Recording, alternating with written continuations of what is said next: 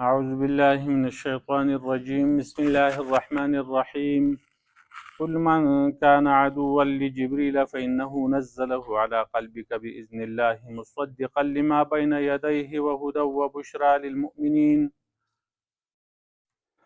په دې آیتونو کې بل خباثت د یهودو بیانوي. هغه دا دی چې جبرئیل علیه السلام زمونږ دشمن دی او میکائیل علیه السلام هغه زمونږ دوست دی. نو چونکې دی پیغمبر صلی الله علیه وسلم ته خو وحی جبرئیل علیه السلام راوړه، نو دوی وی چې دا خو زمونږ دشمن ده ته وحی راوړي، نو د دې وجې نه موږ دی نه منو. نو د ټولو اهل علمو په دې باندې اتفاق دی چې دا آیتونه د بني اسرائیلو د دې قول په جواب کې نازل شوي دي. جبرئیل السلام زموږ دوست دشمن دی او میکائیل السلام زموږ دوست دی. طبري په خپل سند سره دا حدیث ذکر کړی دی. عبدالله ابن عباس رضی الله عنهما فرمایي یو ځل د یهودو یو جماعت د نبی علیه السلام سره میلاو شو. هغه وویل چې موږ ستا نه داسې د څلورو خبرو تپوس کوو چې د هغې جواب د پیغمبر نه سوا بل څوک نشي ورکولی. نو نبی علیه السلام یې ستاسو خوښه ده کوئ سوال، لیکن دا ذمهواري ماته راکوئ که تاسو دا جوابونه صحیح بیا مونده نو بیا به تاسو اسلام قبلوئ. هغو سره وعده وکړه. نو هغو دا سوال وکړو چې د تورات د نازلېدو نه مخکې یعقوب علیه السلام کوم خوراک په ځان باندې حرام کړی و. یو سوال دا و. نبی علیه السلام ورته وفرمایل چې ستاسو د په هغه ذات قسم چې تورات یې په موسی علیه السلام نازل کړی دی. آیا تاسو ته پته نه ده چې یعقوب علیه السلام ډېر سخت بیمار و او کله چې د هغه بیماري اوږده شوه نو هغه دا نظر ومنه که الله پاک زه د دې بیمارۍ نه ښه کړمه نو زه به خپله خوښ خوراک چې دی او خوښ مشروبه څښاک هغه پرېږدم. نو هغه ته خوښ خوراک چې و هغه د اوښانو غوښه وه او خوښ څښاک او مشروب چې و نو هغه د اوښې پی و. نو هغه وویل او ټیک ده. نو دویم سوال یې دا وکړو چې د سړي دا اوبه چې کوم دی مني دا څنګه یو د ښځې مني دا څنګه او مذکره مؤنثه هلک او جنۍ دا څنګه پیدا کیږي؟ دا هلک ولې پیدا کیږي او جنۍ ولې پیدا کیږي؟ نو نبي علیه السلام ورته وفرمایل چې تاسو له زه په هغه ذات باندې قسم در کومه چې د هغه نه سوا بل هیڅوک معبود نشته او هغه ذات چې موسی علیه السلام باندې تورات نازل کړی دی. آیا تاسو ته پته نه ده چې د سړي اوبه چې دي هغه سپینې او ټینګي او د ښځې اوبه هغه نروبي او زیړي او د چا اوبه چې غالبې شوې نو بچی به د هغه د جنس نه او د الله په اذن سره د هغه سره بیا دغه بچي مشابهت یې. هغه وی او نبی علیه السلام وفرمایل ای الله ته ګواه شه. نو دریم سوال یې دا وکړو چې پیغمبر امي چې کوم دی د هغه خوب څنګه دی؟ نبی علیه السلام ورته وفرمایل چې په هغه ذات دې زما قسم وي چې د موسی علیه السلام باندې تورات نازل کړی دی. تاسو ته پته ده چې د پیغمبر امي پیغمبر چې کوم دی هغه سترګې هغه اودي خو زړه یې ویښي. هغه وویل او زموږ د قسم یې په الله باندې ټیک. نبی علیه السلام وفرمایل چې یا الله ته ګواه شه. نو بیا هغه وویل چې موږ ته دا ووایه چې په فرشتو کې ستا دوست څوک دی؟ نو نبی علیه السلام او په دې باندې د دین د قبلولو مدار دی که تا ټیک جواب راکړه جو بیا موږ به ستا دین ومنو او که نه بیا موږ نه منو. نبی علیه السلام ورته وفرمایل چې زما دوست دی هغه جبرئیل علیه السلام دی او الله پاک چې کوم پیغمبر را لېږل دی نو د هغه دوست جبرئیل علیه السلام و. نو دوی بس موږ ته پرېښودې موږ تا نه منو. که بلې فرشتې نوم دې اخیستی وی هغه ستا دوست وی نو موږ به ستا اتباع کړې وه ستا خبره منلې وه او په تا به ایمان راوړی و. لیکن جبرئیل علیه السلام موږ نه منو هغه زموږ دشمن دی. نو نبی علیه السلام ورته وویل تاسو د جبرئیل علیه السلام سره دشمني کوئ ولې د هغه تصدیق نه کوئ ولې ورسره دشمني کوئ؟ نو دا آیت نازل شو. او بل روایت کې راځي دا روایت چې کوم دی مسند د امام احمد کې امام طبراني حافظ سیوطي دغه رنګې ابو نعیم بیهقي دې ټولو ابن ابي حاتم دې ټولو نقل کړی. دویم روایت د قتاده نه دی، هغه وایي چې عمر رضی الله عنه یو ځل د یهودو خواله لاړ، نو کله چې هغه عمر رضی الله عنه ولیده نو په خیر راغلی، ورته ووایي عمر رضی الله عنه ورته ووایي زه د محبت دپاره یا ستاسو د رغبت دپاره نه یم راغلی خو تاسو سره خبرې کوم، ستاسو نه څه خبرې اورم. یو بل نه سوالونه او بحث شروع کړو، سوالونه یې شروع کړل. نو یهودو یې تپوس وکړو چې ستاسو د پیغمبر دوست څوک دی؟ نو عمر رضی الله عنه ورته ووایي د هغه دوست جبرئیل علیه السلام دی.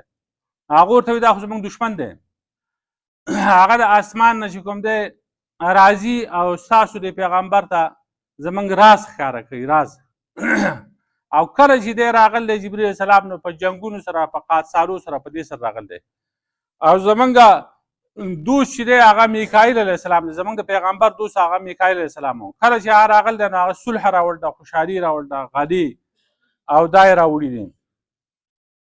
نو یو وجه دا ده، بله وجه دا هم ذکر کړې وه چې موږ د جبرئیل علیه السلام سره چې کوم دی هغه یو خو د دې وجې نه د هغه سره محبت نه کوو، دښمني ورسره ځکه ده چې هغه رازونه ښیي، قادسالي او جنګونه دا راوړي، او بله دا چې بختي نصر چې کوم دی هغه یې زموږ نه بچ کړی و. بختي نصر زموږ دښمن و، زموږ یهود یې وژلي وو په زرګونو خلک، نو هغه زموږ دښمن و، نو زموږ نه یې هغه بچ کړی و دا خبره وکړه. نو عمر رضی الله عنه ورته ووایي چې تاسو جبرئیل علیه السلام پیژنئ او پیغمبر پاک صلی الله علیه وسلم نه انکار کوئ. نو عمر رضی الله عنه د هغه ځای نه پاڅېد روان شو او دا آیتونه نازل شو چې ته ووایه پیغمبر صلی الله علیه وسلم څوک چې دشمن وي د جبرئیل علیه السلام نو یقینا دی جبرئیل علیه السلام نازل کړی دا قرآن ستا په زړه باندې باذن الله د الله په اذن باندې چې هغه تصدیق کوونکی دی دا کتابونه چې د دې نه مخکې دي، وهدن وبشرا للمؤمنین او هدایت دی او زیری دی مؤمنانو لپاره تر اخره پورې دا آیتونه هغه نازل شو. بل روایت کې راځي انس رضی الله عنه فرمایي چې نبی علیه السلام مدینې منورې ته تشریف راوړ، نو عبدالله بن سلام رضی الله تعالی عنه چې هغه وخت یهودي عالم و او لا مسلمان شوی نه و، هغه راغی نبی علیه السلام ته وایي د دریو خبرو تپوسونه زه کوم او د دې جواب د پیغمبر د سوا بل څوک نشي ورکولی.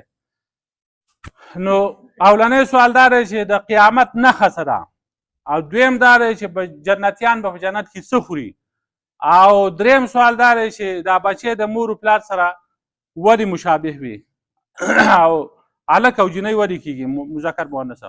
نبي علیه السلام ورته وفرمایل چې اوس جبرئیل علیه السلام راغی ما ته یې د دې خبرو خبر راکړه. نو عبدالله بن سلام رضی الله عنه ورته ووایي چې په فرشتو کې خو جبرئیل علیه السلام د یهودو دشمن دی، دا ورته ووایي. نو نبي علیه السلام ورته ووایي قل من کان عدوا لجبرئیل، دا آیات ورته ولوسته. نو کېدای شي دغه موقع کې چې کوم دی هغه نازل شوی په دې موقع باندې. نو بیا نبی علیه السلام ورته وفرمایل د قیامت نښه چې ده هغه دا ده چې د یو اور به ښکاره شي چې هغه د مشرق د مغرب طرف ته خلق جمع کوي او په جنت کې اولنی خوراک چې دی هغه د ماهي کلیجي ده، او بل روایت کې راځي چې د غوایه غوښې دي چې هغه د جنت په اطرافو کې سریږي، او د بچي معامله چې ده کله چې د هغه سړي اوبه غالب شي نو هغه بچی ځان ته راکاږي، هلک پیدا شي، او کله چې د ښځې هغه اوبه غالب شي نو بیا هغه بچی ځان ته راکاږي، هغه جنۍ پیدا کېږي. نو عبدالله بن سلام رضی الله عنه ورته ووایي چې زه ګواهي ورکوم چې د الله نه سوا بل هېڅوک لایق د عبادت نشته، او د دې خبرې ګواهي کوم چې ته د الله رسول یې. یهود چې دي دا ډېر بهتان لګونکي خلق دي، نو که زما متعلقه دوی دا خبرې واوري نو بیا په ما باندې الزام لګوي، بهتان به لګوي، نو ته دوی راوغواړه. نو کله چې یهود راغله نو نبي علیه السلام ته تپوس وکړو چې دا عبدالله بن سلام څنګه سړی دی؟ نو هغه ورته وایي دا ډېر ښه سړی دی، د پلار ښه سړی و. وایي که دی چېرته اسلام قبول کړي نو بیا هغه ورته وایي خدای پاک دې دله د اسلام نه پناه ورکړي، د اسلام نه قبلوي. عبدالله بن سلام رضی الله عنه په یو کوټه کې پټ ناست و، راووت اشهد ان لا اله الا الله واشهد ان محمد رسول الله دا وویل. نو دوی ټولو چغې کړې، وایي دا ډېر ناکاره سړی دی، د پلار ناکاره سړی و او د هغه مذمت او بدي بیان کړه. عبدالله بن سلام رضی الله عنه ته ووایي د الله رسول صلی الله علیه وسلم ما ته هم د دې خبرې یره وه. نو په دې آیتونو کې دا وایي چې کوم سړی د جبرئیل علیه السلام سره دښمني کوي نو دی د وحي دښمن دی، دی د تورات او د قرآن د ټولو دښمن دی، ځکه قرآن خو دی جبرئیل علیه السلام راوړی دی، قرآن چې دی مصدق دی، تصدیق کوونکی دی د تورات او د زبور او د انجیل. دا ټول آسماني کتابونه دي، په دې کې توحید، عبادات، اخلاق حسنه، د دې دعوت ورکوي، د ګمراهۍ نه خلق منع کوي او په دې کې د اعمالو ثوابونه دي، د جنت بشارت دی. نو چې څوک جبرئیل علیه السلام نه مني نو دی دروغ وایي چې زه میکایل علیه السلام زموږ دوست دی. میکایل علیه السلام هم نه مني ځکه دا غټې فرشتې دي دواړه او جبرئیل علیه السلام او میکایل علیه السلام مقرب فرشتې دي. نو چې یو نه مني نو دا بل د کومه مني؟ نو دا چې کوم دی دا آیتونه د هغو په باره کې نازل شوي دي. قل من کان عدوا لجبریل، ته ووایه څوک چې وي دشمن د جبرئیل علیه السلام، فانه نزله علی قلبک، یقینا د جبرئیل علیه السلام نازل کړی دی دا قرآن ستا په زړه باندې، باذن الله، د الله په اذن باندې، د الله په اجازت، مصدقا لما بین یدیه، چې تصدیق کوونکی دی دا کتابونه چې مخکې د دین او هدن او هدایت دی، او بشرا للمؤمنین، او زیری د مؤمنانو ته. من کان عدوا لله و ملائکته، څوک چې دشمن وي د الله او د فرشتو د هغه، و رسوله، او د الله د پیغمبرانو، و جبریل، د جبرئیل علیه السلام، د میکایل علیه السلام، فإن الله عدو للکافرین، یقینا الله پاک دشمن دی د کافرانو. ولقد انزلنا الیک آیات بینات، او په تحقیق سره نازل کړی موږ تا ته، نازل کړي دي موږ تا ته آیاتونه واضح واضح. وما یکفر بها الا الفاسقون، انکار نه کوي د دې نه مګر فاسقان. موږ تا ته واضح آیاتونه نازل کړي دي پیغمبر صلی الله علیه وسلم، او د دې نه انکار نه کوي مګر فاسقان. عبدالله بن عباس رضی الله عنه فرمایي چې یو یهودي عالم ابن سوریا هغه نبی علیه السلام ته وویل چې ای محمد صلی الله علیه وسلم، ته داسې یو شی تا نه دی راوړی چې هغه موږ پیژنو او په تا باندې واضح او آیتونه هم نه دي نازل شوي چې د هغې موږ تابعداري وکړو. نو د هغې په باره کې دا آیت نازل شو چې ولقد انزلنا الیک آیات بینات، په تحقیق سره موږ په تا باندې نازل کړي دي آیتونه ښکاره واضح واضح. وما یکفر بها الا الفاسقون، انکار نه کوي د دې نه مګر هغه فاسقان. دا فاسقان دي، دوی نه مني د بغض او د حسد د وجې نه هغه نه مني. او کلما عاهدوا عهدا نبذه فریق منهم، هر کله چې دوی وعده وکړي یو وعده، نبذه فریق منهم، شاته وغورځي یوه ډله د دوی نه، بل اکثرهم لا یؤمنون، بلکې اکثر د دوی نه ایمان نه راوړي په هغې باندې. کله چې دوی وعدې وکړي نو هغه وعدې بیا شاته غورځوي. نو عبدالله بن عباس رضی الله عنه دې باره کې فرمایي چې نبي علیه السلام کله راغی نو هغه ووایي چې ای یهودو د الله نه ویرېږئ او تاسو چې کومې وعدې کړي دي هغه پوره کوئ. یو یهودي عالم مالک بن سیف ووایي چې زموږ په الله قسم یم، موږ خو د محمد صلی الله علیه وسلم په باره کې هېڅ چا سره وعده نه ده کړې، موږ د چا سره وعده کړله. نو دا آیت نازل شو چې دوی چې کله وعدې وکړي هغه وعدې شاته غورځوي، اکثر د دوی نه مني، ځکه په تورات کې خو دا وعده د دوی نه اخیستی شوې وه، دوی کړې وه دا وعده چې آخري پیغمبر راشي په هغه باندې به موږ ایمان راوړو او د هغه امداد به کوو، د هغه تعاون به کوو، د هغه میشن به چې کوم دی هغه منو او مخکې به خورو. نو په دې باندې دوی عمل ونه کړو. ولما جاءهم رسول من عند الله مصدق لما معهم، او هر کله چې راغی دوی ته پیغمبر د الله د طرف نه چې تصدیق کوونکی او د هغه کتابونه چې دوی سره وو، نبذ فریق من الذین اوتوا الکتاب، نو وغورځو یو ډلې د هغه کسان نه چې ورکړی شوی هغو ته کتاب الله، د الله کتاب، وراء ظهورهم، اخوا د شاګرد نه، کانهم لا یعلمون، گویا کې دوی نه پوهېږي. قل من کان عدوا لجبریل، ته وایه څوک چې وي دشمن د جبریل علیه السلام، فانه نزله علی قلبک، یقینا جبریل علیه السلام دا قرآن نازل کړی دی ستا په زړه باندې باذن الله، د الله په حکم، مصدقا لما بین یدیه، چې تصدیق کوونکی د هغه کتابونه چې مخکې د دې نه دي، وهدی و بشرا للمؤمنین، او هدایت دی او زیری د مؤمنانو لپاره. من کان عدوا لله و ملائکته و رسله، څوک چې وي دشمن د الله او د فرشتو او د پیغمبرانو، و جبریل او میکال، او د جبریل علیه السلام او د میکایل علیه السلام، فإن الله عدو للکافرین، یقینا الله پاک دشمن دی د کافرو. ولقد انزلنا الیک آیات بینات، او په تحقیق سره نازل کړي دي موږ تا ته ای پیغمبر صلی الله علیه وسلم آیاتونه واضح.